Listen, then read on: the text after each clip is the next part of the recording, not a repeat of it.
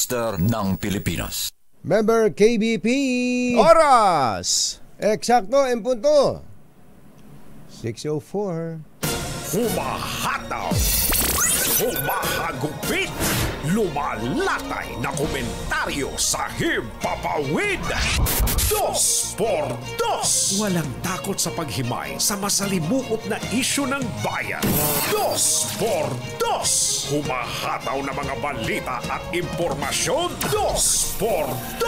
Ating damhin, ating lasapin ang hagupit na 2x2.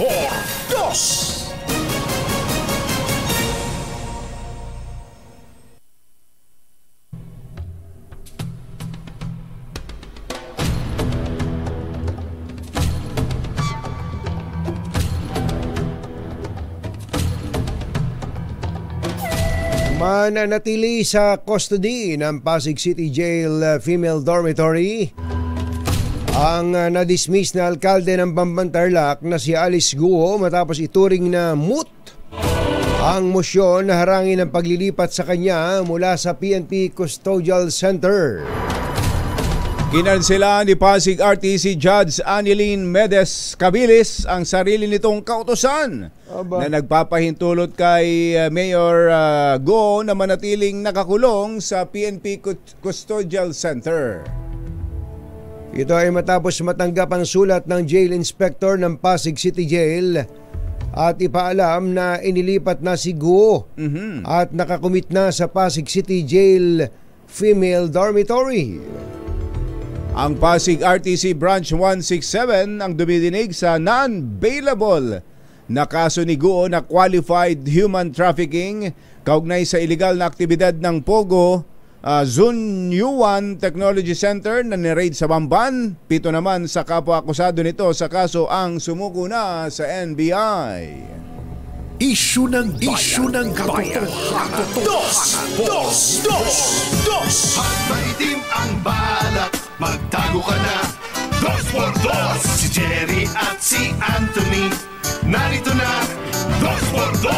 Hahataw ng todo, urado ka. 2x2. Ang katotohanan, dala nila. 2x2. Walang sinasamba pali, maniwala ka. 2x2. Hataw ng gusto, tol, umasa ka. 2x2. 2x2.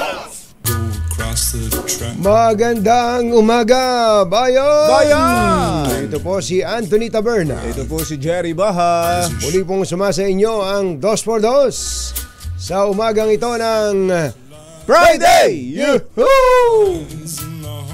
Tumaas na ang presyo ng gasolina. Kaninang alas 6 ng umaga. Magkano kung bachero? 1.10. 1.10 sa gasolina. Sa gasolina. Sa mabuti na lang, sa diesel 20 centimos lang. Ayan. Kaya walang kaproblema. Kaya pala marami tayong mga kababayan ngayon ang hindi masyadong iniintindi yung oil price increase. Dati talagang nag-uumalma.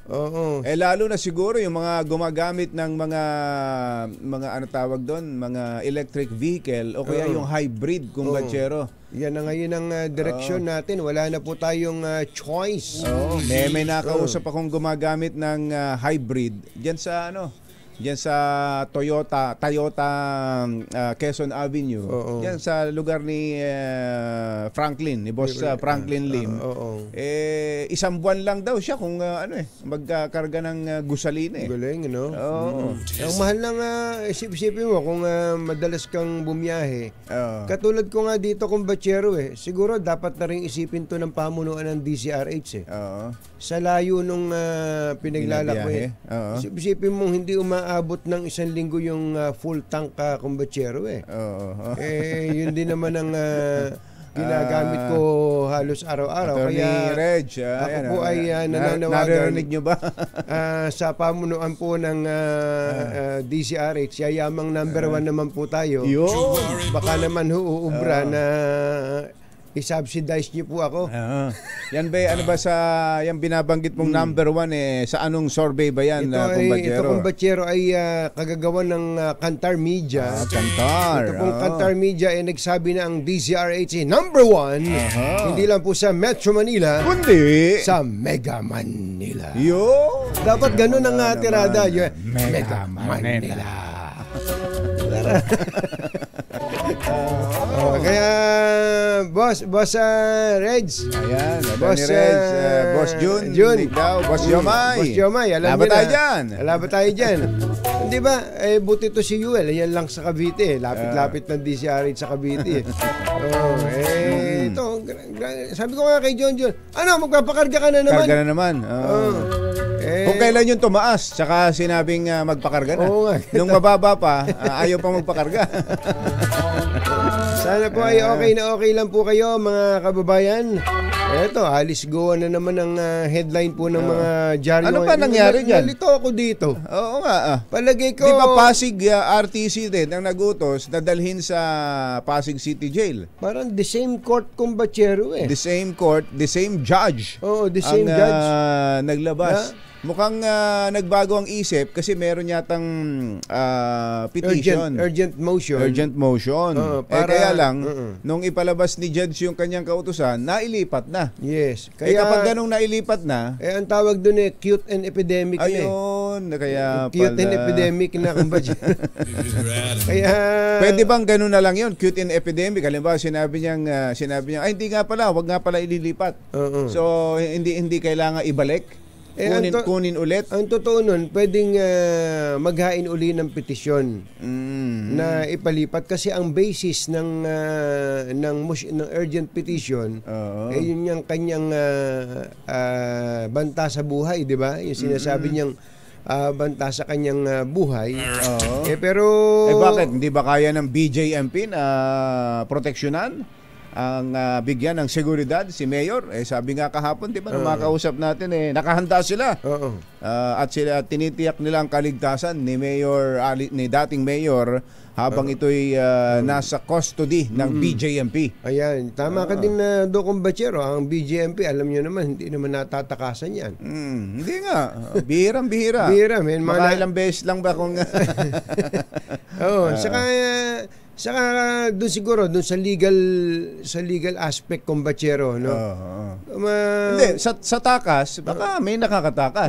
Pero yung gagawa ng masama, yung kanilang yung person deprived of liberty, walang ganoon. Diba? Hindi ako nakakibo doon. Hindi ako nakakibo sa sinabi mo na yun. Hindi, totoo yun, kumbachero. Diba? Mas malaki ngayon ang malamang ang BJMP ngayon kahit papano ay ninenervyos din na baka sa kanila last touch sila, kumbaga, no? Nasa sa kanila ngayon ng responsibilidad para po bigyan ng proteksyon ito pong si Alice Go. Ang tanong sino ba ang pwedeng manakit o gumawa ng masama kay Alice Go? Baka naman gawa-gawa lang niya yan. Pwedeng gawa-gawa lang, pero sino, katulad nung may mga binabanggit na mga nalalagyan ng mga opisyal ng pamahalaan, bukas makalawa baka bumigay din ito at magturo. Kaya yung sinasabi niyang ang death threat ay nanggagaling sa isang dayuhan, hindi rin malayo na ang death threat ay kung talagang ito'y naglalagay ng kung ani-kanino, ay maaaring manggaling din sa loob kung totoong may death threat. Kung totoong may death threat. Doon pong binabanggit kong legal aspect ng kaso, kung dribble pala ng konti, sabihin ko sinabi pala ng abogado ni Alice Go na sa pulis, teka muna, may urgent petition, baka pwede bigyan kami hanggang alas 12 dito. Lapit lang naman ng Pasig sa Camp Crame. Baka pwede, wag muna nating ilipat. Wala Hindi sana nailipat. Nakatanggap agad ng kautusan ang PNP. Alam mo naman, ang PNP, masunurin yan. Mabilis sa korte yan. Inilipat kagad. Yo! Jerry Bach at Anthony Taberna sa Dos por 2 sa DZRH. Pinakamainam na nga siguro na makapag-practice na si dating mayor sa ganyang buhay. Sa ganyang setting. At malay nyo, kapag nakita na niya talaga, na-realize na niya, diyan kasi sa PNP Custodial Center, parang hindi ka naman bilanggo dyan eh. Totoo ba? Ay, Mario Joseph, may sarili kang kwarto. Pwede kang humilata kung kailan mo gusto.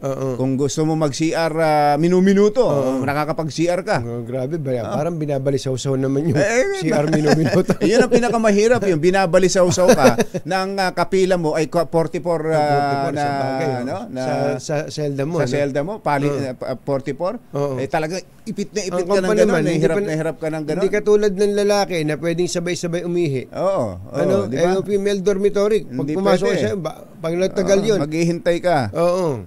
Kung binabalisaw-saw ka nga. O kaya nag-LBM ka, miyat-miyat, takbo ka ng takbo sa CR. Doon sa PNP Custodial Center, sarili mo ang kwarto mo doon. Totoo yun. Kaya hindi nararamdaman ng isang, hindi hindi masyadong ganun katindi ang nararamdaman ng isang nasa PNP Custodial Center kumpara sa mga nalalagay sa BJMP jails. Kung sa bagay. Iparanas sa kanya, malay nyo, pag naranasan na niya yan, baka makapag-isip-isip at magsabi na ng totoo. Katulad din naman nung binanggit, ginawa kay Cassie. Okay, Cassie. Cassie na... Yun sinabihan pa lang di ba? Napaiyak na Pero mukhang kumbatsero mukhang... Tumapang ulit si Cassie. Kaya... may nakausap na abogado Hanggang 26 daw kumbatsero, yung unang contempt kasi hanggang 26 siya dun sa House of Representatives, Bilibid. Napakasarap ng buhay doon. Naka-aircon doon. Ang lamig. Ang lamig-lamig doon. Kailangan mo nga ng makapal na jacket doon. Tapos may masarap kang chibog doon. At pwede ka pang pumili. Baka yung kinakain niya doon yun din yung pagkain sa mga committee hearing. Hindi ba? Kumuha mahina naman kumain. At kung andun pa si Diwata nung araw. Sasayawan pa siya ni Diwata. Meron pa siyang snack at meron pa siyang dessert. Hindi ba? Kumbatsero, sabi ni Congressman Dan Fernandez, after 26 at hindi nagbago ng kanyang pag-iisip itong si Cassandra Ong at ayaw makipag-cooperate sa Quadcom, ililipat na talaga siya sa correctional. Sa Correctional Institute of Women. Kaya nga tama akong baka nga kailangang maranasan pa yung ito ang magiging tahanan mo. Hindi pa mukhang hindi nagsisink in sa kanila tingnan mo kung makangiti. Nasa mga hearing na nasa mga kung inuurirat na sila. Gigil na ang mga senador. Nakangiti pa rin, nakakangiti pa rin sila. Di ba? Maliban na lang kung talagang sanay sila sa ganong klase ng kahit saan mo kami ilagay. Kahit torture mo pa kami, kahit tubigin mo pa kami. Hindi mo kami mapapaamin. Nako, pag kami ganun. Matindi.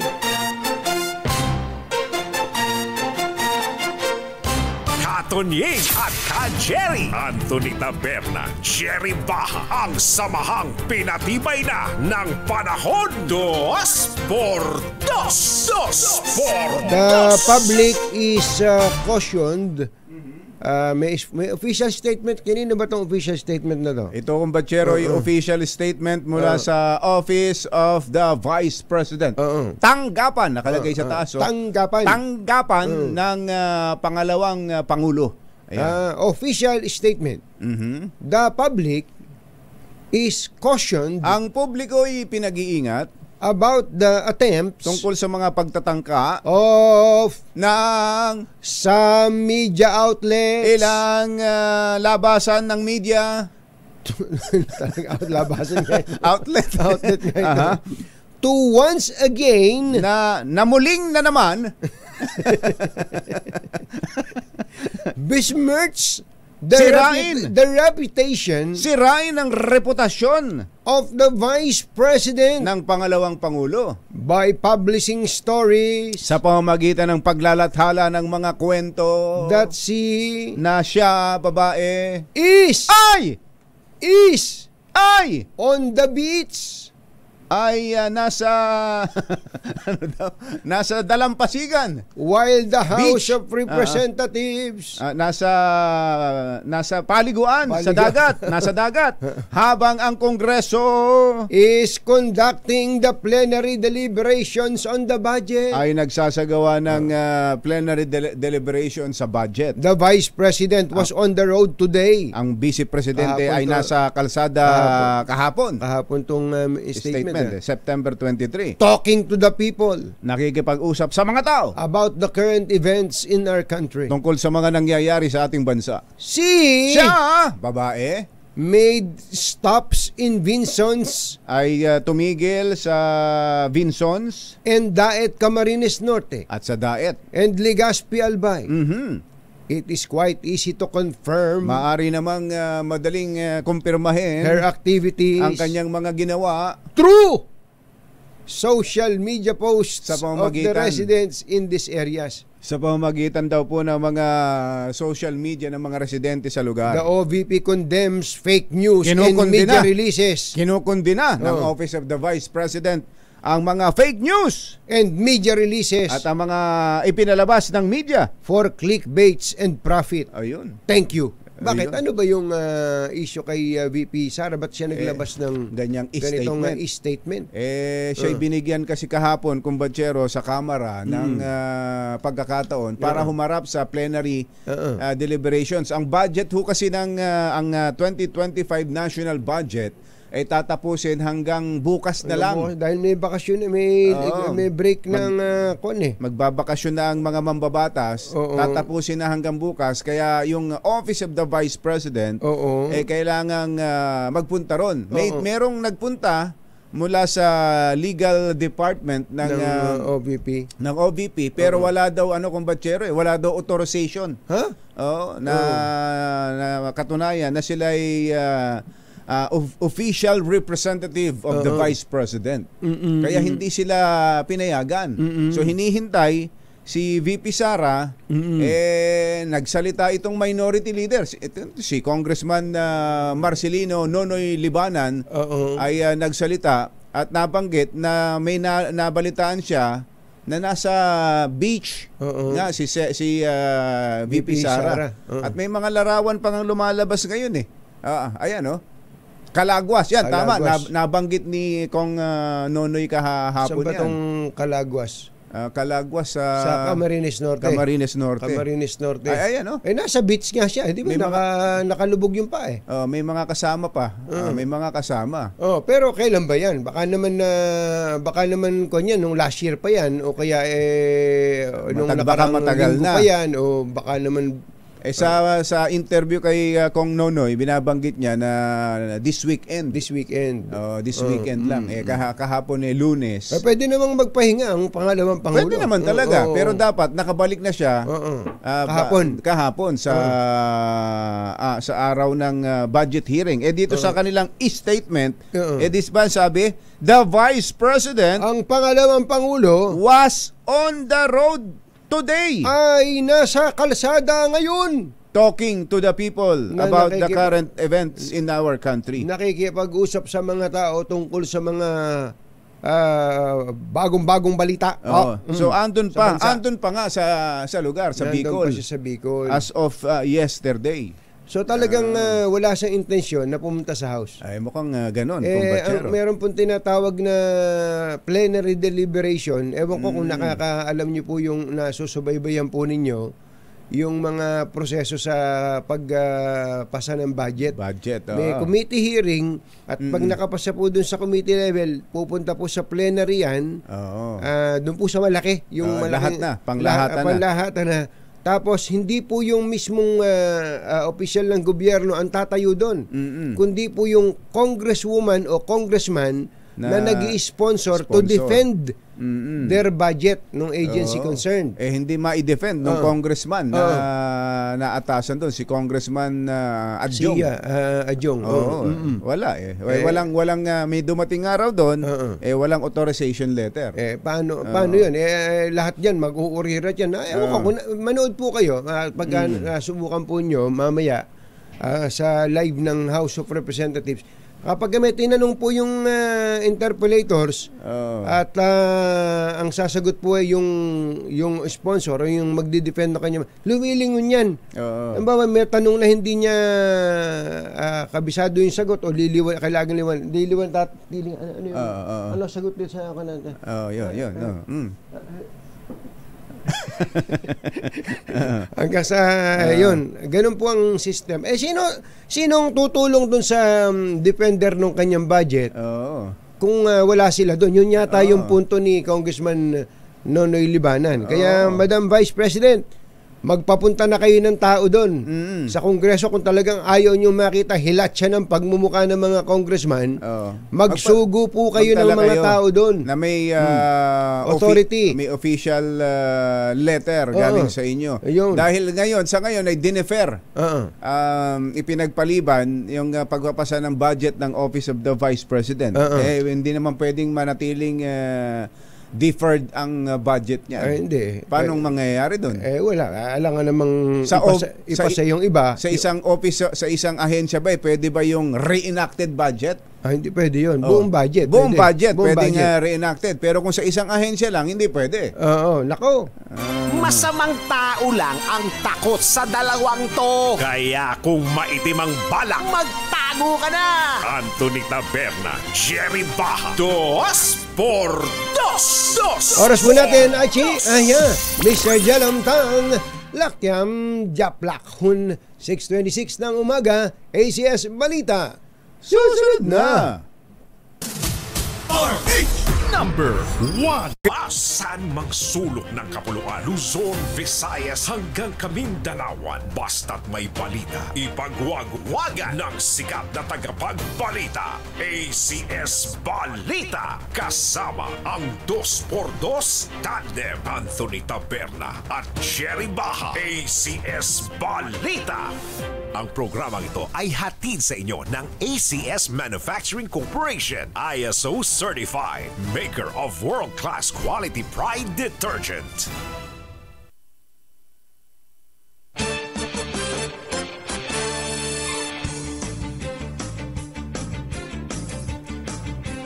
Narito na ang ating ACS Headlines.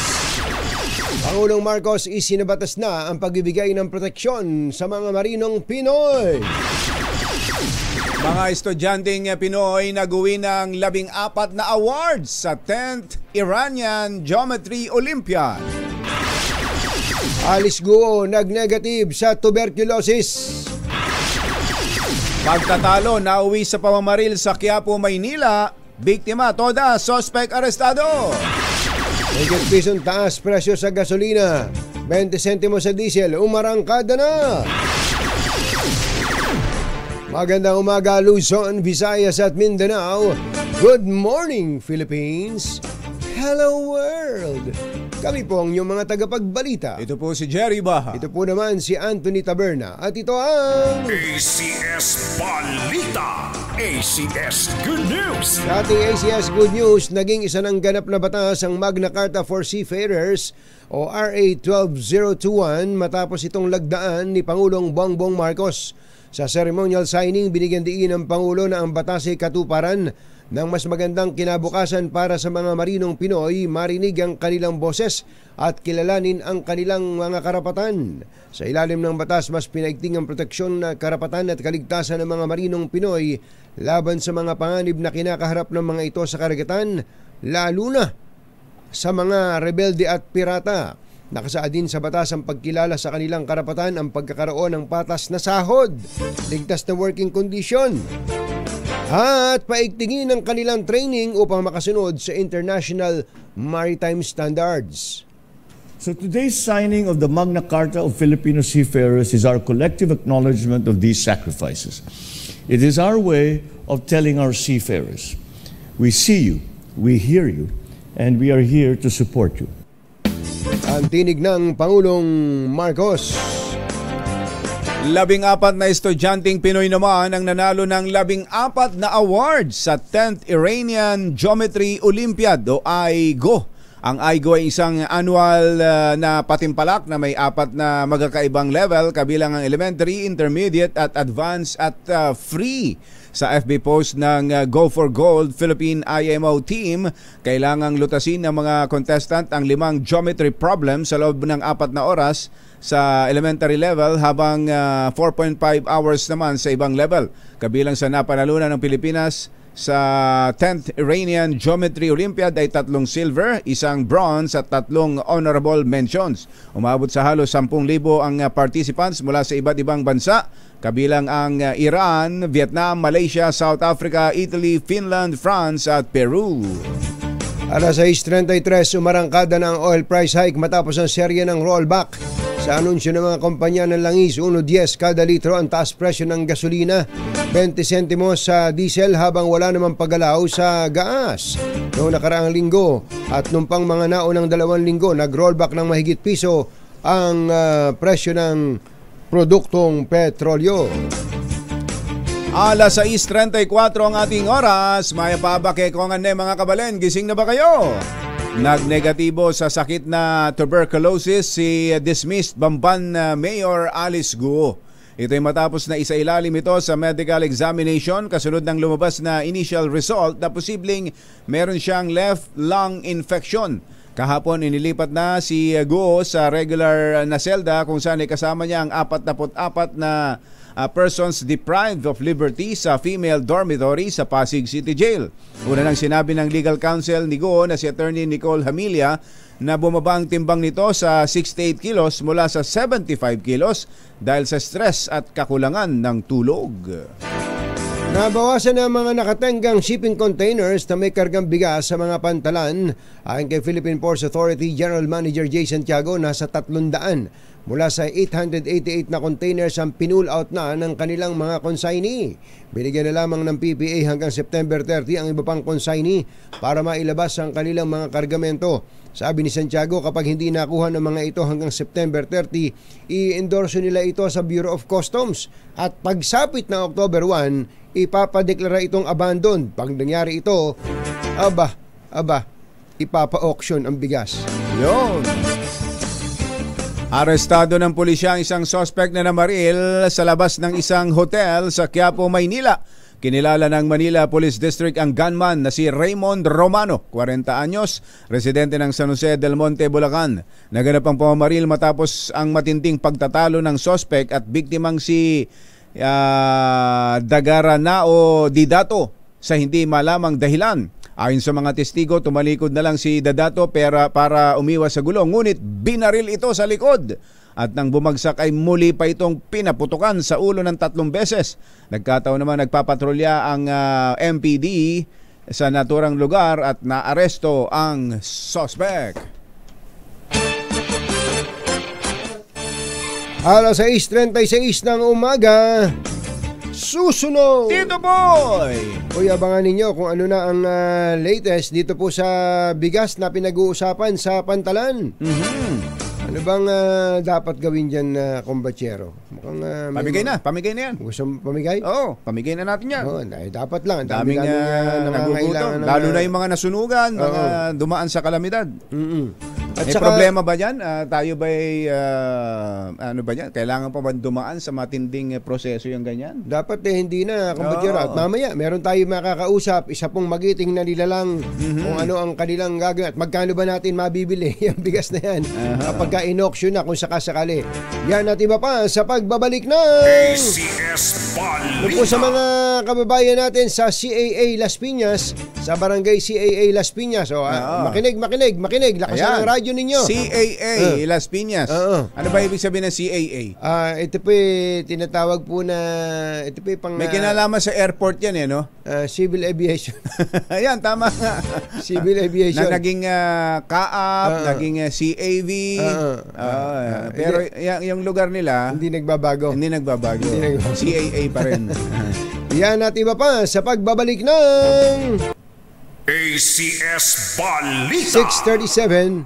Ang balitang makakaligtas, walang balitang makakalampas, saan mang sulok ng kapuluan. ACS Balita! ACS Balita! Ang programang ito ay hatid sa inyo ng ACS Manufacturing Corporation, ISO Certified, maker ng world-class quality Pride detergent. Hi! Maganda morning! Anong bang araw today, kumpachero? Today is Laundry Day Friday. Yuhuu! At pag Laundry Day Friday, all you need is Pride Washing Machine Detergent. May triple stain away formula kaya tanggalang makapit, madikit, malupit na dumitman siya kaya easy ang labada. Kaya pala mula noon hanggang ngayon, all you need is Pride. All you need is Pride. ACS. Kasama ang 2x2 tandem Anthony Taberna at Jerry Baja. ACS Balita.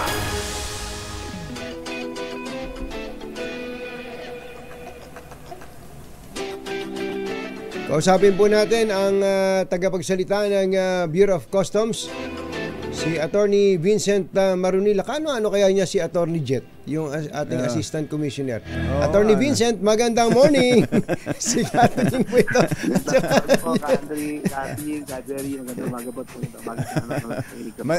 Mas kilala natin to sa Jet.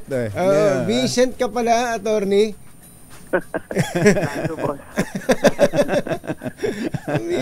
Tinatago mo yung pangalang Vincent, may kantang Vincent, And I love you so. Hindi pala. Hindi pala yun. Starry, starry night. Attorney Jet, kumusta po kayo? Kumusta pala ang collection ng Bureau of Customs as of August, August, kasi hindi pa tapos si September eh. On track naman po, Katunying, no? In fact, may surplus pa po kami. So, hopefully po, mapalaki pa namin yung surplus namin. Pero on track naman po yung aming target, no? Na-meet naman po ulit namin yung target namin for the month of August. And yung September naman po yung aming hinahabol na ma-meet.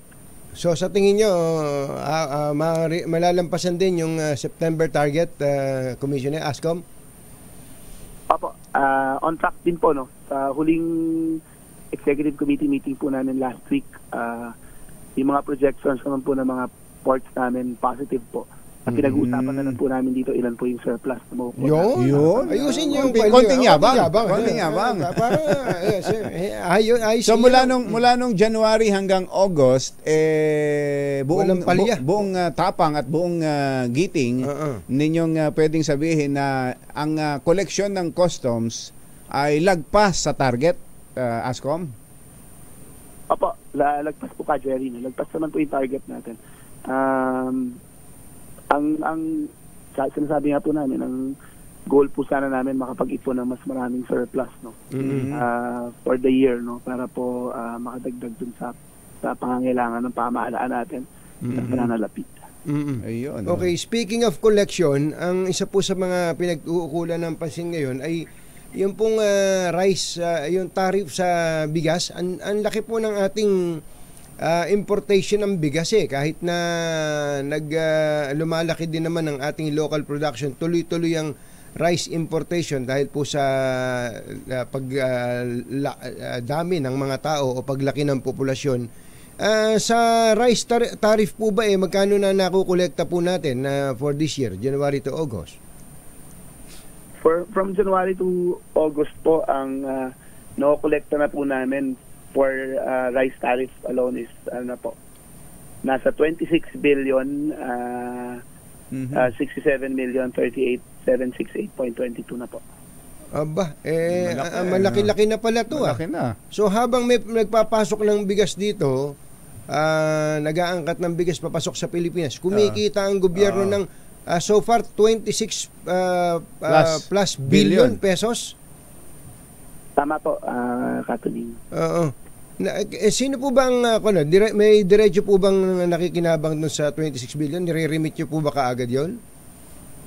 Oo po, nire-remit po yun sa Rice Competitiveness Enhancement Fund po na tinatawag, no? Dumidiretso po sa ating Department of Agriculture at yung pondong po yun, nilalaan po yun para sa pagpapaunlad po nung sektor agriculture, ng pagsasaka ng Oo. ng bigas. Yun ang napapatawa ng tariff, syempre, yung mga legal na pumasok. Meron pa bang nakakapuslit, Ascom? May nababalitaan pa kayong mga attempt pa to smuggle rice? Ilan na lang po, Jerry, no? Kasi po, binaba na rin po kasi ng Pangulo yung kaya nga sa bigas para makatulong po dun sa presyo nito. So, pero meron pa rin? May ilan po na nag-a-attempt, no? Pero siguro wala na husol talaga masyadong benefit na mag-smuggle nito dahil maliit na lang naman po yung taripa, 15% na lang. So, instead na i-risk pa ho nila, no? Mahuli, mas maganda po magbayad na lang. Kung magbayad na lang, ang baba naman na. Meron pa ba kayong mga nakatambak dyan na bigas, Ascom? Konti na lang po, no? Yung sinasabi pong, at least yung hindi po bayad sa Bureau of Customs. At yung ilan pong containers na yon, dumating lang ho pinroseso last week, no? Pero po dun sa sinasabi pong number ng Philippine Ports Authority na nakatambak po sa ating mga puerto. Karamihan po doon, no, a vast majority ng containers na yon, tapos na po sa pagpoproseso sa Bureau of Customs. Ibig sabihin, no, kailangan na lang talagang i-pull out ng mga importers na. Ba't ayaw i-pull out? Mura daw ho ang pagbubodega dyan sa customs kasi. Hindi, sa PPA. Sa PPA. Opo, isa ho yun sa anggulong tinitingnan. Ang galing, ano? Discuss na rin ho namin yan during the previous mga meetings namin. No? Pero naman, no, ang period lang naman po na pwede nilang istoryan dyan, 30 days lang. No? Lumampas po yan sa 30 days, i-abandon na rin po ng Bureau of Customs. Even if bayad po sa amin yan, meron po sa batas na provision na sinasabi na kailangan po i-pull out nila yan sa mga puwerto within 30 days. Within 30 days. Kung hindi ma-deem abandon ho. Ganun po pala. Hindi ba mahaba yung 30 days, Ascom? Kasi parang naproseso na po Katunayan, nagbayad na nga po sa customs. Hindi po ba pwedeng hilahin kagad? Say 1 week o pinakamahaba siguro 10 days. Tapos alisin na at nang luminis naman yung lumuwag naman dyan, walang tinatawag na congestion. Yun po siguro yung dapat pag-aralan ngayon, no, dito sa sitwasyon na to, no. Nung nilagay po kasi ang provision ng batas na yan, nagkaroon po kasi ng consultation naman, no, sa private sector. And I'm sure first yung mga kinonsider na mga factors, no, yung mga timelines sa pull out, tracking, availability po ng tracking, no, availability ng warehouses. Tataka po kayo minsan may kakulangan talaga sa warehouses. So baka yung mga factors po na yun. No? But again, because of this situation, baka po kailangan magkita-kita ulit, mag-usap-usap ulit at i-review yung particular na provision na yun. So kung may binabanggit, may binasa akong balita, by September 30 daw po, pagka meron pang mga container ng bigas doon, i-endorse daw po sa inyo ng PPA, kayo na raw po bahala. Gaano katagal nyo po ba didispatchahin yun pagka sinabing kayo na bahala? O meaning i-auction? Automatic po sa system namin yun na kapag dumating po yung pang 30 days niya, ma-abandon po yun. No? Pag na-abandon po yun, magiging property na ho ng pamahalaan yun. At pamahalaan na po magdidesisyon paano siya i-dispose. Ang ginagawa ho namin dyan, either i-donate po namin sa mga kadiwa stores, benta ng mura, or kaya i-auction po. Ayun. Pag ibinenta ho ng mura, yung napagbentahan, pabalik sa customs, Ascom? Hindi na, donate na Donate. Donate na. So pag dinonate, so libre na yun. Libre. Ba't ibebenta pa ng 20? Libre na. Para naman maintenance nung Kadiwa stores. Pwede naman yan. Para may pambili pa ng bagong bigas. Ng mga bagong bigas.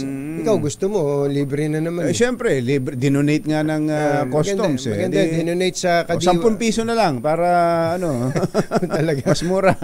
Tama yun. Para may para umikot, para umikot. Kasi ngayon nga, ang plano ang pangarap yata ng DA, umabot ng at least 1,500 kadiwa stores eh.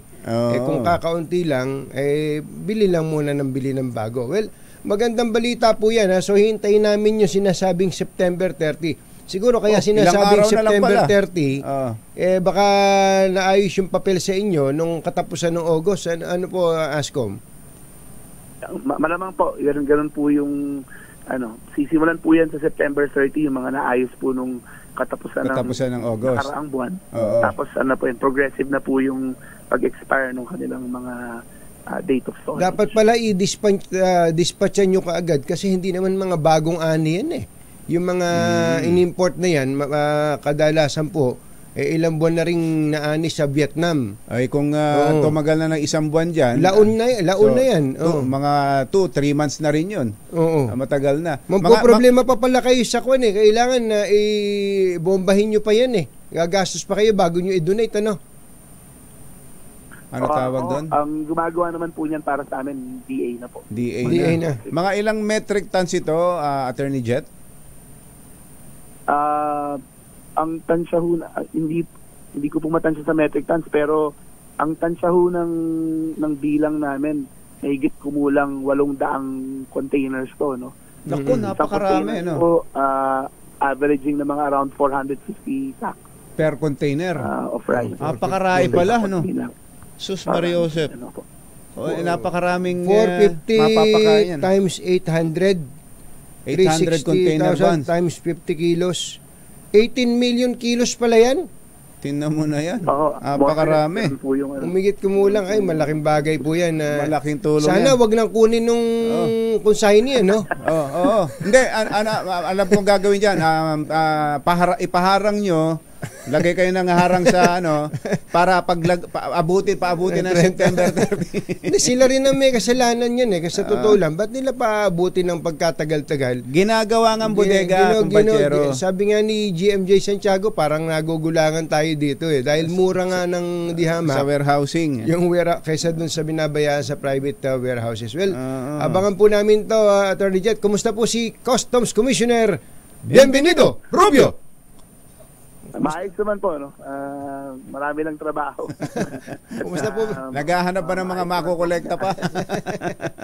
Oo, lahat mo nang pwede. Tama, kailangan po ng gobyerno ngayon ng salapi. Maraming salamat po, Attorney Jet. Thank you, Attorney Jet. Attorney Vincent, mas magandang pakinggan pala, Vincent. Attorney Vincent, magandang morning. Thank you. Good morning, sir. Good morning po. Nagatid sa kabuuan ng ating ACS Balita, ito po si Anthony Taberna. Ito po si Jerry Baha. Kasama ang 2x2 tandem Anthony Taberna at Jerry Baha. ACS Mga taga CAA Las Piñas, kayo na susunod. Balitang meron ng bayan, Katunying at Ka-Jerry. 2x2. Mamigay na nga tayo ng pera, Sherwin, parang het. Sige nga. Dahil 85 taon na ang kauna-unahan sa Pilipinas at ang MBC, mas gumanda na, mas pinalakas at mas pinalawak pa ang pamimigay ng ating papremyo. Ito ang DZRH Mas Malakas Promo, kung saan pag naabutan namin kayong malakasang nakikinig o nanonood sa DZRH ay mananalo ka ng instant 1,000 pesos at may kasama pang grocery bag ng DZRH. So ano pang hinihintay ninyo? Tutok na sa nangunguna kauna-unahang radyo sa buong Pilipinas, DZRH. Una sa Pilipinas, una sa Pilipino.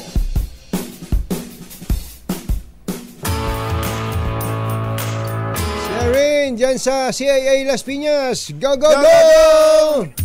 Yes, Anthony at Jerry, ito pa lang CAA, Barangay CAA sa Las Piñas, dating lupa ito ng Civil Aviation Authority. Yun! CAAP. At dating tawag dito yung Civil Aviation Civil Aeronautics Board Administration.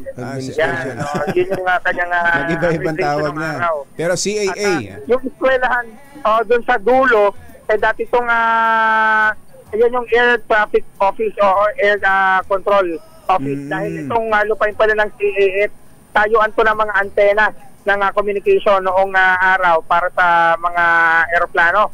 At dahil nga sa mahabang history ng pagpasok ng tao dito sa CAA, yun, pinamakaya na at na-turn over tong lupa sa National Housing Authority noong panahon ni Erap Estrada. So mga taga CAA ang naninirahan dyan, ganun ba? May mga taga-ato rito talaga, mga air transportation officers na nakatira. At yung iba nga na parcel ng lupa dito ay inoccupy na ng mga residente, ng mga tao. Kaya itong 1990s ng panahon ni President Estrada ay na-turn over to sa National Housing Authority para patituluhan yung mga lupa at i-award sa mga tao. Ayan, sa mga residente dito sa CAA. So, nalaman na natin ang kasaysayan ng CAA. Okay, maraming salamat sa iyo, Sherwin. Hindi pa ba tapos? Pagbabalik. Sino yung nasa rehas na yan? Sino yan? Pamilyang ito na nakakulong na ng mahabang panahon. Under ba ng BJMP yan? Sila ang unang mga nakulong noong araw na. Nagkaedad na rin si Alice Guo, ha? Si Wesley Go ba yan? Si Wesley Go? Si Nanay Alice at ang kapatid niya. Kayo po yung kapatid niya, Nanay Alice? Siya ang asawa. Asawa. May asawa na si Alice. Yan ang asawa ni Alice. Si tatay, pangalan niyo po. Boy, pero Arturo Candela Cruz. Mamboy po. Mamboy, si Mangboy. Mamboy, parang pinapakitaan tayo ng muscles ni Mamboy, ah. Mamboy, parang pinapakitaan nyo kami ng maskulado nyong katawan, ah. Ay, nagpi-feedback. Hinaan nyo yung radyo. Pakita nyo rin po yung dede nyo. Nagtakit na rin ang kuto mga yan. Ano ba gamit nila dyan para makapakinig? Sa loob. 62 years namin rito, hindi pa kayo nakakalabas, sir. Sa loob. Pero pwede yung kami pumasok sa inyo. Ayan, kasi yung radyo nila nasa labas. Ayun! Ay, transistor radio. Ayan, okay. Ngayon, malaya na po kayo makakalabas, Tatay Boy. Sige po, umapak po kayo. Unang hapak po sa labas. Iapak niyo po yung paa nyo. Kayo po yung nakalabas na. Ayan na. Yun. Nakalabas na nga. Yun. Tatay Boy. Laya na. Ang pakiramdam nasa labas na kayo. Masarap. Nasa labas na siya ng kanilang rehas. Pero, Tatay Boy, ikaw pa lagi nakikinig sa DZRH. Opo. Nung araw pa. Nung araw pa po. Nung araw pa. Mula nung araw hanggang nakikinig sa DZRH. Sino paborito nyong announcer tuwing umaga? Anthony Taberna po at Jerry Baha. Anthony Taberna at Jerry Baha. 2x2 bigyan ng 1,000 pesos yan. Ay, salamat, Mamboy. Yan po. Apo. Ayan ang panimula ko, ha? Salamat po kay Anthony Taberna at saka kay Jerry Baha. Thank you po sa DZRH po. Mahalaan na pagbabagong buhay niyo po. Bilang panimula. Yan lang ba? Yan lang ba? Dahil kayo malaya na ngayon, Tatay Boy, kayo din po tatanggap ng panimulang grocery bag mula sa DZRH at ng pananggang payong. Ha? Yung inyo pong pananggang payong, hindi nyo po gagamitin sa anumang kasamaan, ha? Opo, maraming salamat po, Jerry Baha at Anthony Taberna. Bagong buhay na po, ha? Kaya magbabagong buhay. Ano pangalan ni Mrs. Boy? Sherwin, ano pangalan nung may bahay niyang nasa Oblo pa? Ano pangalan ni nanay? Ang totoong pangalan po niya, Bioli. Bioli. Ano tawag niya? Ano tawag niya? Basta ng pangalan. Mahina po kasi ang pandinig eh. Po. 70 na po. Bata pa. Nay! Hindi tayo nadidinig ni nanay. Kawayan mo na. Ayan. Araw. Hindi na dinig nila. Hindi na dinig daw sa nababae. Ayun, hindi rin naman daw sa nababae. Puro kakalakuhan. Baka mahuli pa. Ayos. Mahina na ang pagdinig. Lalakasan nyo lang yung radyo, ha? Kaya pala yung radyo, Anthony Jerry nasa labas kasi masyadong malakas. Dahil pag pinasok sa loob, maiintindihan ni nanay pinagsasabi ko rito. Sa mga nakipanalo ng 1,000 pesos, laging tumutok sa DZRH at baka kayo nasusunod dating winner sa DZRH mas malakas promo. RH number 6, Sherwin Bata Alfaro, DZRH, una sa Pilipinas, una sa Pilipino. Two American kids growing up. Kauna-unahan sa Pilipinas. NBC Manila Broadcasting Company. DZRH, member kapisanan ng mga broadcaster ng Pilipinas. Member KBP. Oras! Kapopoy, 8 minuto na makalipas ang 7 ng umaga. Balitang bagong-bago, balitang dapat alam mo, balitang magdadagdag ng talino dahil bagong impormasyon, makibalita, unang-una sa DZRH. Pangunahing balita kasama ang 2x2 tandem nina Anthony Taberna at Jerry Baha. Ngayon po ay 24 na ng Setyembre, araw ng Martes. Sa ulo ng ating mga paunahing balita. Kudita laban kay Senate President Chis Escudero, itinanggi. Si IDG hindi na itutuloy ang investigasyon sa pagkakasangkot sa umunoy dating PNP chief sa pagtakas ni Alice Guo. 7 kapwa akusado ng dating alkalde sumuko sa NBI. Dating Iloilo Mayor Jed Mabilog muling gigisahin ng Quadcom sa Biyernes. Trust at approval ratings ni Pangulong Bongbong Marcos tumaas. Bumaba naman ang kay VP Sara sa survey ng Tangeray. Tigil pasada ng piston nilangaw, hindi raw naramdaman sa Metro Manila. At dike sa Valenzuela City ginawang recreational boardwalk. Magandang umaga Luzon, Visayas at Mindanao. Good morning Philippines. Hello world. Kami po ang inyong mga tagapagbalita. Ito po si Jerry Baha. Ito po naman si Anthony Taberna. At ito ang Pangunahing balita.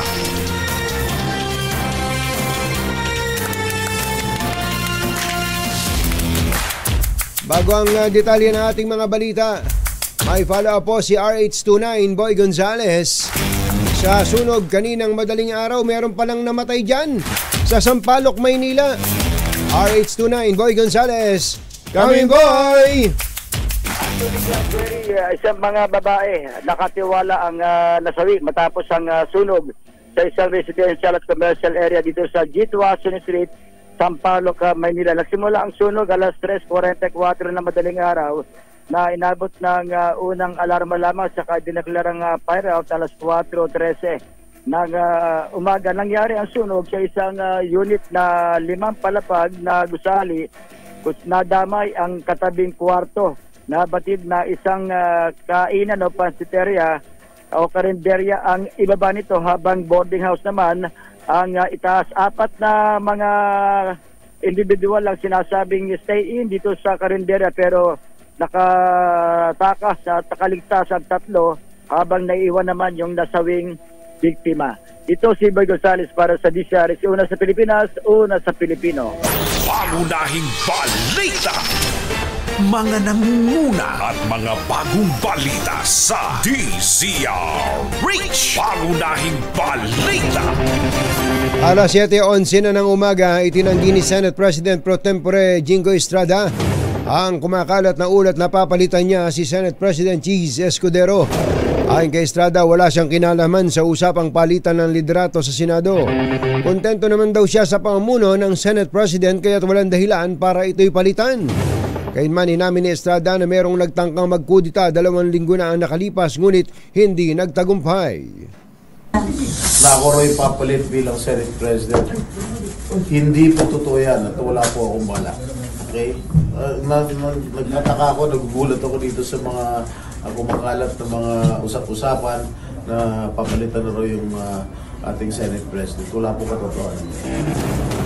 Ang tinig ni Senator Jinggoy Estrada. Wala ng plano ang Criminal Investigation and Detection Group CIDG na ituloy ang investigasyon sa mga dating hepe ng PNP sa isyu ng iligal na pogo. Paliwanag ni CIDG Director Police Major General Leo Francisco, inamin na ng dating ISAP head at ngayon PAGCOR executive na si Raul Villanueva na marites lang ang binanggit niya sa Senado. Sa panayam sa Campo Crame, sinabi ni Francisco na nakausap na niya si Villanueva na nangakong lilinawin ang naging pahayag sa hearing ngayong araw. Ayon kay Francisco, naiulat na rin niya kay PNP Chief General Romel Francisco Marbil ang usapan nila ng opisyal ng PAGCOR at hinihintay na lang ang desisyon kung ito'y kakasuhan. Nauna nang umalpa ang grupo ng mga dating police PNP chief sa tinawag nilang irresponsableng pahayag ni Villanueva na naging dahilan para makaladkad ang 24 na dating hepe ng PNP. Alas 7:13 ng umaga, nasa kamay na ng NBI ang 7 sa kapwa-akusado ni Alice Guo na nasampahan ng kasong qualified human trafficking. Ayon kay NBI Director Jimmy Santiago, 5 sa mga akusado ang voluntaryong sumuko sa NBI Central Luzon at 2 naman sa mga ito ay kusang sumuko sa Task Force Bamban. Sinabi ni Santiago na ang mga sumukong sospek ang responsable sa Hunzing at Sunyuan Corporation na mga bogus corporation ni Alice Guo. Pero nanindigan si Jamie Lynn Santos Cruz na lehitimo ang kanyang pogo operation dahil nung inalok sa kanya ang naturang investment ay pumunta pa siya sa PAGCOR noon. Sa katunayan, isa umano siya sa TV host ng PTV4 at sa aminadong nakilala si Guo sa isang coverage, pero iginit niyang wala siyang connection dito at legit ang kanyang negosyo. Muli namang haharap sa pagdinig ng House Quadcom si dating Iloilo Mayor Jed Mabilog na itinakda sa Biyernes. Ayon kay Manila Representative Benny Abante, isa sa co-chair ng Quadcom, nakasentro ang susunod na hearing sa extrajudicial killings at illegal drugs. Sinabi ni Abante na tuloy-tuloy ang hearing ng Quadcom kahit naka-recess ang sesyon upang mabigyan ng pagkakataon ng mga kongresista na masusing mapag-aralan at ang magkakaugnay na issue ng pogo, illegal drugs, money laundering at EJ case nung panahon ni dating Pangulong Rodrigo Duterte. Naka-anim na hearing na ang Quadcom na dilaluhan ni dating Mayor Jen Mabilog kasama sa narco list ng Duterte administration. Dito rin inihayag ni Abante na si dating PNP Chief General Camilo Casculan ang nagsalba sa buhay ni Mabilog nang balaan na huwag nang bumalik ng bansa at pumunta sa Camp Crame noong 2016. Bagyang tumaas ang satisfaction at trust ratings ng Pangulong Ferdinand Marcos Jr. ngayong buwan. Base sa resulta ng data research firm na Tangere na isinagawa nitong September 16 to 19, tumaas sa 46.4% ang performance rating ng Pangulo mula 46% noong Agosto. Tumaas din ang trust rating ng Pangulo sa 58.8% mula 58.5% sa parehong peryodo. Samantala, bahagyang bumaba ang satisfaction at trust rating ng Vice Presidente Sara Duterte.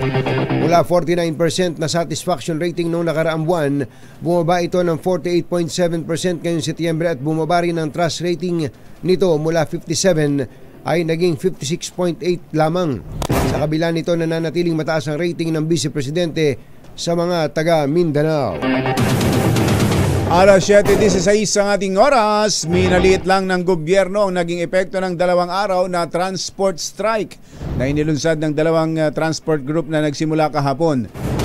Sinabi ni LTFRB Chairman Chopilo Guadis na walang commuter na naapektuhan o na-stranded sa tigil pasada ng Piston at Manibela. Ito'y dahil kaunti lang ang jeepney drivers at operators na nakiisa sa transport strike bukod pa sa tinapatan nila ito ng libreng sakay. Nanindigan naman si DOTR Secretary Jaime Bautista na tuloy ang PUV Modernization Program habang sinabi naman ni Transportation USEC Andy Ortega na 83% na ng PUV ang na-consolidate na. Alas 7:17 ng umaga. Susunod! Tito Boy! Sino itong beauty queen actress na medyo majonda na? Banned sa isang hotel sa Cebu. Bakit? Dahil nagwala daw. Sinapian daw ng masamang espiritu. Matindi. Yan at iba pa sa pagbabalik ng Pangunahing balita. Alas 7:17. This time check is Pangunahing balita. pangunahing balita sa showbiz. Magandang dilag, puso ko yung... Uy, advance happy birthday kay Senator Bong Revilla. Birthday mo pala, Senator Agimat. Wala ka man Kailan ba ang birthday ni Senator Bong? Bukas ang birthday ni Senator Bong Revilla. Wala pa tayo dyan. Aba, ito pa lang si Senator Bong Revilla ang kauna-unahan na in-announce ng Lakas CMD bilang official senatorial candidate sa 2025 midterm elections. Tingnan mo nga naman. Kaya may resolution pa palang pinagtibay ang Lakas sa isang national convention sa Malacanang na sinasabing si Revilla na siyang kasalukuyang chairperson ng partido ang kanilang pambato sa halalan sa susunod na taon. Kaya sabi daw ni Senator Revilla, panay ang ayos ng nag-English pa nga eh. It is with beaming gratitude that I humbly accept the nomination. Parang hindi boses ni Senator Bong yan. Party its candidate for senator. Mas boss ni dating Pangulong Marcos yan. To be its candidate for senator in the upcoming 2025 midterm elections. I am deeply grateful for the trust and the support of our esteemed party president, my dear friend, Martin Romualdez. Yun! Senator Bong, congratulations. Congratulations. Happy birthday. Happy birthday. Ito naman palang si si Mayor Abby Binay. Tatakbo bang senador si Mayor Abby Binay? May mga nakita akong, nagpunta akong Pampanga nung isang araw kong batyero. May nakita akong mga tarpaulin, nakalagay yung picture, kaganda ng picture ni Abby Binay at nakalagay, Abby better. Abby better. Abby better. Abby better. Matindi Abby better. Ano ba ang balita kay... partido sila. Di ba meron na rin siyang inatinan na... ang alam ko yan, NPC siya. Tama. Nationalist People's Coalition. Abangan po nyo yung mga bago yan. At mukhang may balita kung batsero, nakasama rin siya sa line-up ng administrasyon. Sa totoo lang, kumbatsero, ay lamang ang kasama sa ito, usapan real talk to lamang ang kasama sa ticket ng administrasyon sa midterm elections. Lalo na kahit na bahagya, paunti-unti ang pagtaas ng ratings ng administrasyon, kumbatsero. Kaya pala si Abby Better Binay ay nag-lead daw ng oath-taking ng mga bagong miyembro ng NPC. Diyan naman sa Cotabato. Na mga opisyal ng Cotabato, pero ang seremonya ginawa sa Davao City. Ayan, abangan nyo na po yung mga potential candidates natin sa eleksyon. Sa bagay, ilang araw na lang. Filing of Certificate of Candidacy na. Next weeks na yan. Next weeks na yan, kumbatsero, sa Tuesday. October 1. Umpisa na ng filing ng COC. Nako, abangan po ninyo yan, mga kababayan. Magandang dilag. Magkakasabay kayang mag-file ang magkapatid na Erwin at Ben Tulfo. 1 and 2 sila sa survey. Octa Research Survey. At itong si Senator Amy Marcos, ano ba siya? Administrasyon? Hindi natin malaman. Pero mukhang kasama pa rin. Kasama siya. Kasama pa rin sa administrasyon si Senator Amy. Abangan natin. Medyo maganda yan. Magandang balita yan. And anyway, dito na ang ating showbiz. Sino ba tong beauty queen actress na medyo majonda na raw na ibinan sa isang hotel sa Cebu? Bakit naman? Bakit? Alamin natin ang detalye ng balita mula sa ating showbiz legend, Morley Alinio. Magandang morning, Morley! Yes! Magandang morning, Luzon, Visayas at Mindanao. Mistulang na exorcist si magandang beauty queen actress nang magpunta ito kamakailan sa Cebu.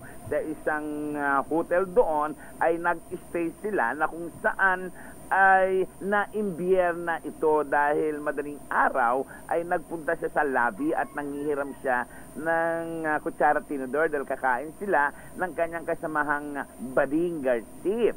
Well, dahil hindi pinahiram, ayun ha, naimbierna ang naturang beauty queen.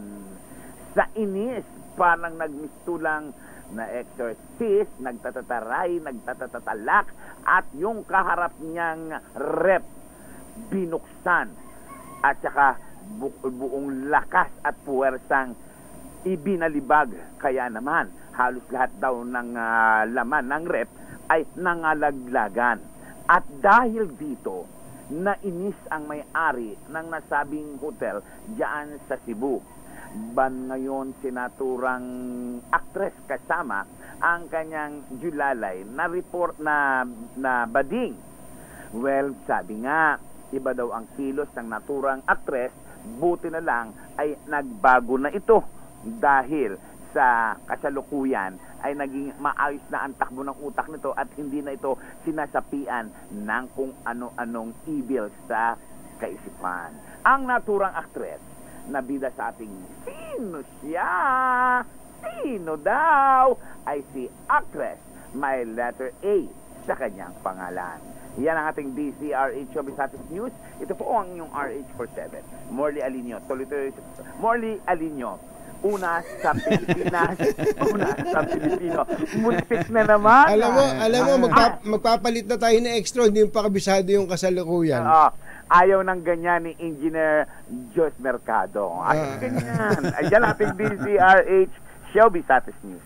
Babu!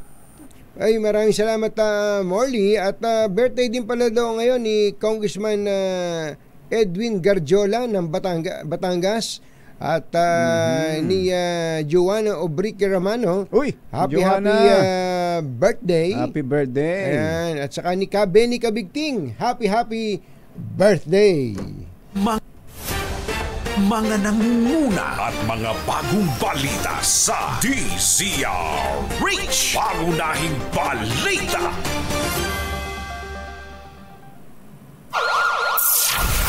Metro Manila ngayon.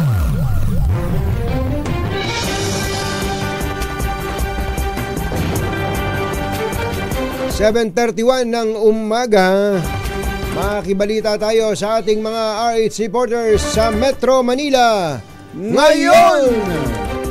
Unahin natin si 2-3 Edwin Duque. Ang biyahe daw ng mga jeep sa Monumento Circle tuloy-tuloy kahit may tigil pasada. Aba, tuloy-tuloy ang tigil pasada kahit may tigil pasada. Ayun. Wala palang tigil. Wala palang tigil. RH23 Edwin Duque. Kami Edwin!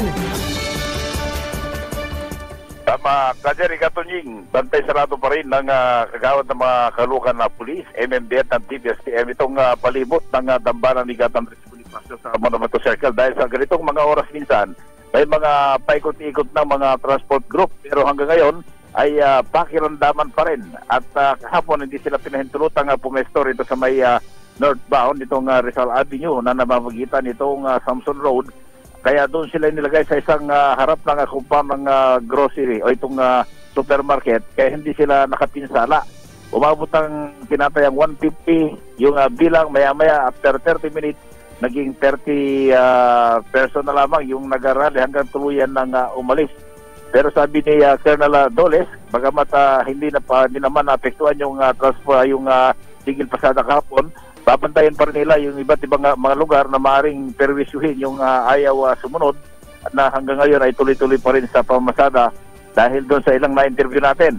Mas unahin nila yung hanap buhay dahil kung hindi, sila rin daw ang mawawalan ng pagkain. Kaya ating update mula pa rin dito sa bagay ng Caloocan, partikular ito sa Monumento Circle sa Caloocan, Edwin Duque nagulat sa DCRH. Una sa Pilipinas, una sa Pilipino. Thank you, Edwin. 7:33 ang ating oras. Si Ka Edita Santos pala, kumbatsero, ay nag-birthday kahapon. Hindi naman lang nakapagsabi. Kaya belated happy birthday. Belated happy birthday. Siya ay misis ni Elmer Santos. Samantala, grupo naman ng mga POJ drivers na dating miyembro ng Piston, kumalas. Kaya ang gagawin ngayon, bibiyahe.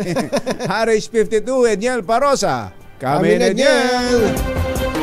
Jerry at Anthony, kumalas sa grupong Piston itong isang buong ruta ng pampublikong jeepney sa Pasig City na dati ay hawak ng progresibong organisasyon. Paliwanag ng mga nakausap nating miyembro ng TPP Joda na may biyayang Gintagig Pateros, ayaw na nilang maabala sa hindi na pinaliwanag pang sistema ng Piston. Yan ang dahilan kung bakit tuloy ang kanilang biyahe at pagpapasakay ng mga pasahero sa terminal sa tabi lamang nitong Pasig City Hall. Matatandaan sa nagdaan nating mga ulat, halos 100 ang kanilang miyembro na naghalal pala ng mga dating o ng mga bagong opisyal nito lamang buwan ng Hulyo at pinagpapalitan daw yung mga dating pinuno nilang nasa ilalim umano ang grupong Piston. Samantala, nagilos protesta naman ang ilang miyembro ng Manibela dito lamang sa likod ng Pasig Palengke. Tanga ng kanilang tarpaulin na may nakasaad na pagkontra sa Transport Modernization Program. Inaasahang magsasagawa ng maikling programa rito itong transport group na may mga rutang Pasig-Quiapo at Pasig-Tip pa sa Taguig. Sa kabila nito, wala tayo nakitang stranded at may mga jeep pa rin namang buwabiyahe doon sa mga nasabing ruta sa kabila ng ikalawang araw ng kanilang tigil pasada. Kahapon sa unang araw ng kanilang strike, wala ni isang libreng sakay na idineploy ang Metropolitan Manila Development Authority. Ito si Edniel Parrosa, nag-uulat para sa DZRH. Una sa Pilipinas, una sa Pilipino. Metro Manila ngayon. Anthony Taberna at Jerry Baha, DZRH, pangunahing balita. 7:35. This time check is brought to you by ACS Manufacturing Corporation, ISO certified, maker of world-class quality products. Dos por dos sa DZRH.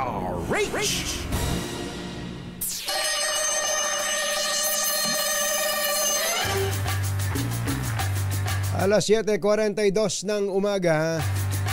May mga dati daw pong miyembro ng NPA na nagsipagbalik loob na sa pamahalaan. Magandang balita ito. Kausapin natin ang commander ng Eastern Mindanao Command ng ating Armed Forces of the Philippines, si Lieutenant General Luis Bergante. General, magandang morning. Si Katunying po at saka si Ka Jerry. Good morning, Katunying sa Jerry. Kumusta? Bye-bye. Kumusta po kayo, General? Ito po bang Eastern Mindanao Command? Anong regions po ba ang nasasakupan po ninyo? Regions 10, 11, and part of 12. Canada, Northern Mindanao, and Davao regions. Ayun, malawak din po pala, no? Eastern Mindanao. Marami pa ho bang talaga dyan, NPA, General? Kukunti na, to kasi palapit na rin yung talaga matapos yung problema natin sa insurgency. And reflective siya ng insurgency situation ng whole country. Opo. Ito pong magandang balita na to. Kahapon pala may mga sumuko at may mga isinuko pa na mga armas. Mahahabang armas po ito. Mukhang maka-high-powered firearms, Opo. 35 na NPA with their firearms, mga 20 na high-powered firearms. Ang sumuko kahapon sa 60 IB natin, part of 10 of 1st Brigade sa 10th Infantry Division. Ba't daw ho sila sumuko, General? Boundary na ito ng Bukidnon tsaka Davao. Yung Davao area nila. Yung area po nila. Bakit ho? Ano ang paliwanag nila? Bakit daw sila sumuko? Karamihan naman is napagod na rin. Napagod na rin sa relentless din yung operations natin. And malamang na-convince na rin sila na kasi ever since advocacy namin is for them to surrender na kasi medyo masakit na rin talaga yung nangyari sa atin for the past 50 years. Yung siguro na in-explain namin sa kanila, and it's been part of my advocacy na yun nga, surrendering is yung best na na option. Paano ba sila? Mga matatagal na silang kasapi ng NPA? Ibig sabihin, matagal na ba sila nakipagbakbakan sa pamahalaan? Ano po mga edad nitong mga ito? Ano pinakabata? Ano pinakamatanda? Opo, yung profile nito ranges from from mga 40 plus tapos mga 20. So more or less mga 20 years na rin yung iba dito sa sa kilusan. Sa pakikipagbaka. Meron pong mga opisyal ba diyan ng CPP NPA? Meron pong tatlo yung secretary secretary mga sa regional level sa Southern Mindanao Regional Committee and sa Peasant Bureau secretary level. Wala hong lieutenant commander o general lieutenant general. Yung pinakataas po secretary. Secretary sa nila sa ranking. Isang grupo ho yan na magkakasama sila. Ibang grupo po yung iba-ibang grupo. Siguro mga 3 groups ito na to the efforts of our local chief executives din at yung mga mayor and governor dun sa area. Malaki talaga Davao del Norte, Davao de Oro at Agusan del Sur pala itong mga probinsya pinanggalingan Yes po. Opo. Ano pong mangyayari sa kanila? Yung mga ganyang sumusukong NPA, ikukulong ho ba yan, General? Hindi po. We have a program towards healing and reconciliation. So, idadaanan natin sila sa parang halfway house. Una, i-de-radicalize natin na tanggalin yung konsepto na kasi ang mga to radicalized So, we have a system in place na through our halfway houses, sila undergo ng de-radicalization. Mga gaano katagal ho yun at sino ho bang gumagastos sa ganong programa? Usually po yung province na through provincial government. Opo, through the provincial social work PSWD, social work departments. Pero general, ito pong mga ito ay kung sumuko sila, malamang meron din namang risk yan, baka sila balikan nung kanilang mga dating kasamahan. Opo, Katunying, pero at this stage parang wala na sila masyadong capability dito sa area na kasi napakarami na nating surrenderers halos sa Davao region nga is already cleared na talaga, wala na rin nakakabalik. So yung mga dati nating yung mga Sparrow, yung kinakatakutan dati ng wala na rin ABB. Alex Bongkayaw Brigade, mga ganon. Ganon. Special partisan units, wala na. So pwede ba nating sabihin na diyan po sa covered area of responsibility ninyo ay malapit nang maging insurgency free? Opo, ang Davao region insurgency free na, and most of yung problematic na mga area, Surigao City, ang Surigao Norte is already free. Ang problema na lang ngayon is Surigao Sur. In fact, tinamaan natin yung main group ng Surigao Sur last mga 2 weeks ago. 11 died and 11 firearms yung nakuha. So major blow yun. Opo. At yun nga, medyo malungkot din yun kasi we've been telling them already, the group, to go down and together, pwede naman natin pare-pareho naman na development ang gusto natin, and tulungan yung mga far-flung barangays natin. Saka yung intensyon ng pamahalaan, yun nga, natigilan na yung patayan. Pilipino sa Pilipino, nagkakamatayan. Tagal-tagal na po nitong pakikibaka na to. Hindi nila alam, si General Bergante magaling sa pagpapasuko ito.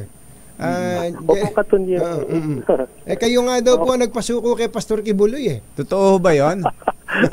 Ibang topic naman po yun. Totoo po ba yun, General? Sa inyo pala sumuko si Pastor Kibuloy? Hindi pwedeng hindi pwedeng mag-comment.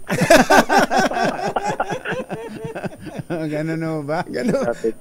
Isusuko rin ho ba yung mga armas sa inyo? Ni Opo, Pastor Kibuloy? Hindi, ni Pastor Kibuloy.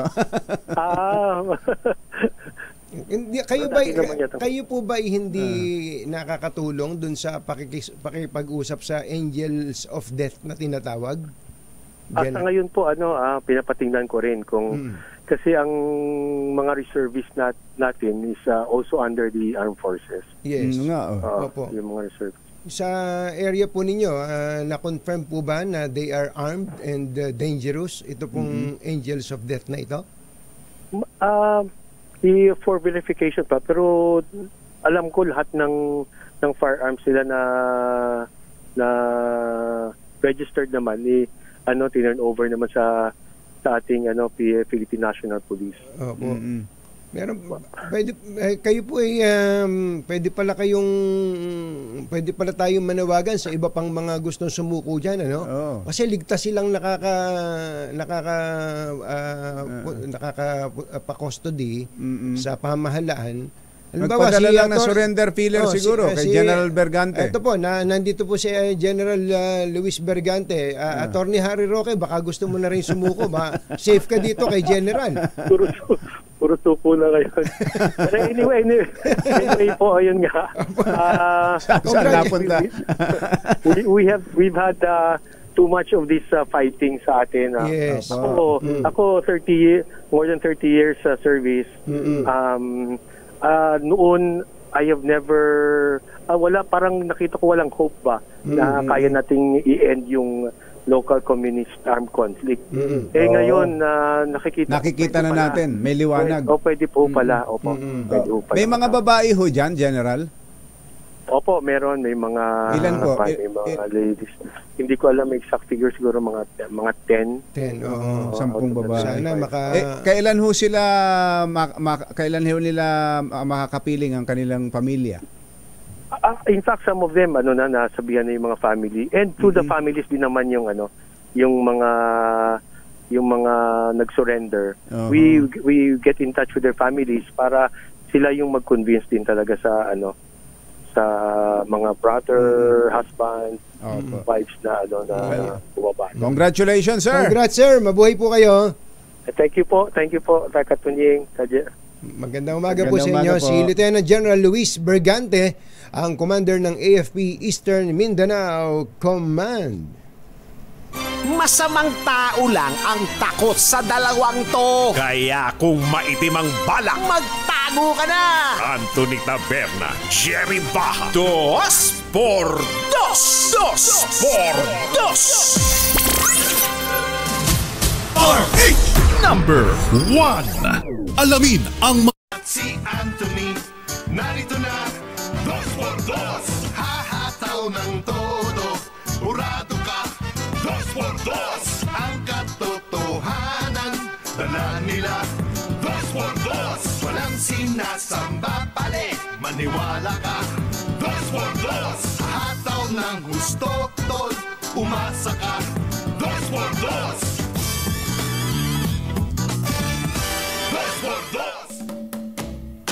Ay! Ang University of the East pala, kumbachero. UE ay magdiriwang ng kanilang 78th founding anniversary bukas. September 25, led by Dr. Zosimo Zing Montemayor Batad, University President and Chief Academic Officer. Binabati po kayo ni Professor Francis Flores. Siya ba ang ating Danoti Professor? Danoti. Kakiko Flores. Magandang morning. Kong Doming Mariano, malapit na filing ha. Kong Doming Mariano ng Santa Maria. Sino ba tinatakot nyo dyan? Santa Maria, Bulacan, Kaung Daming. Dapat nagpa-executive check-up yung mga kumakandidato para hindi yung bigla na laking tutumba dyan pagkapanahon na ng kampanya. In good condition. In good condition. Para pagka kinakamayin yung mga kababayan natin, maya-maya nag-aalkohol kayo. Nabanggit mo kanina kung ba't si Attorney Harry Roque nag-file pala ng petition sa Supreme Court yung kanyang anak. Si Bianca Jacinta Roque nag-file ng petition for writ of amparo. Si Dindo. Dindo, may kinalaman ka ba rito? Ito palang writ of amparo is a remedy available to any person whose right to life, liberty, and security has been violated. Ang nag-violate daw sa karapatan ni Harry Roque ay ang Kongreso. Nag-commit daw po ng grave abuse of discretion and exercising their legislative powers in an abusive manner. Naku, matindi yun daw ang ginawa ng isang mapang-abusong pamamaraan. Ayan, yan daw po ang ginawa ng mga kongresista kay Attorney Harry Roque. Antayin natin kung ano magiging pasya ng Korte Suprema dyan. Pero pansamantala, gusto naming malaman kung butas na ba ang bubong ninyo. Buti na lang may bubong na maaasahan. Gawa sa state-of-the-art technology. May aluminum na. May pintura pa. Now available na rin sa pre-painted tiles pan. Para sa eleganting bubong na matibay na, makulay pa, mag-Cherry Loom pre-painted ka na. Kaliwat kanan po ang usapang politika na ngayon. Tumingin ka sa house, bagamat budget yung pinag-uusapan, sasabihin na ba, hindi, pamumuliti ka yan. Pagpunta mo ng Camarines Norte, makikita mo si VP Sara. Hindi, kinakausap ko lang yung mga kababayan natin. Walang beach. Kaya lang may picture. Pero dininay ba na nag-beach? Wala namang denial. Walang denial doon sa beach. Baka naman nag-beach noong nakaraang Sabado o Linggo na weekend. Weekend yun pagkakataon naman niya yun Kaya lang ang problema yata doon, meron siyang ibang obligasyon noong Lunes na. Ayan, kahapon. Kahapon na. Hindi pwedeng sabihin, bahala na kayo dyan. Hindi pwede yun May mga bilang head of the agency, mag-appoint ka man lang. Tulad ng Office of the President, ang bilis yung lumusot. Matapos na si ES mismo ang nandun sa budget deliberations. Ganun po yun. Saka kung wala namang mga kailangan, mga controversial na issue na dapat sagutin, talagang makakalusot ng mabilis ang budget. Pero habang tayo po ay nakatutok sa politika, meron pang rumors na naman pala sa Senado. Si Alice Go, babalik na naman po ngayon sa Senado. Baka po nalilimutan natin, mga kababayan, na kailangan po ng Pilipino ng access. Hindi yung libre hindi libreng pagkain yung access lang sa murang pagkain. Ito pong Kadiwa stores na to, napapaus na po kami ni Kumbatsero kasasabi na dapat padamihin ng husto yan. Padamihin po ito. Ikalat ng husto. Kung pwedeng bawat barangay magkaroon yan, gawin natin yan. Ang sabi po nitong si Secretary Francisco Tiu Laurel, ang kanila pong hangad ay makapagtayo ng 1,500 Kadiwa stores until 2028.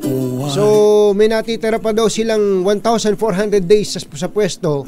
Kaya kailangan daw nilang magtayo ng isang Kadiwa store per day. Per day, mga kababayan. Ganun ang mangyayari niyan. Kaya kung hindi man daw po makapagtatayo ng isang physical na tindahan ang pamahalaan, baka kailangan nilang mag-accredit. Mag-accredit para ang mga kababayan natin ay magkaroon po ng access sa mura, quality na bigas, gulay at iba pa. Ang barangay hall, baka naman pwedeng gamitin natin ang barangay hall. Kaysa sa ginagawang tulugan lang ng kung sino-sino yan. Tambayan ng kung sino-sino. Gawin natin Kadiwa Center. May mga particular lang na araw, Kumbatsero. Hindi naman kailangang araw-araw. Tama, Kumbatsero. So mangungulit po kami dito. Mangungulit tayo. Importante ang mga Kadiwa. Taas ang kamay ng mga Kadiwa. May asawa ka na. Bye! Happy weekend! Woo! Damdaming bayan, susunod na. I see friends shaking and singing, how do you do? Right Med. Pag may check, that's the right one. The right one is Right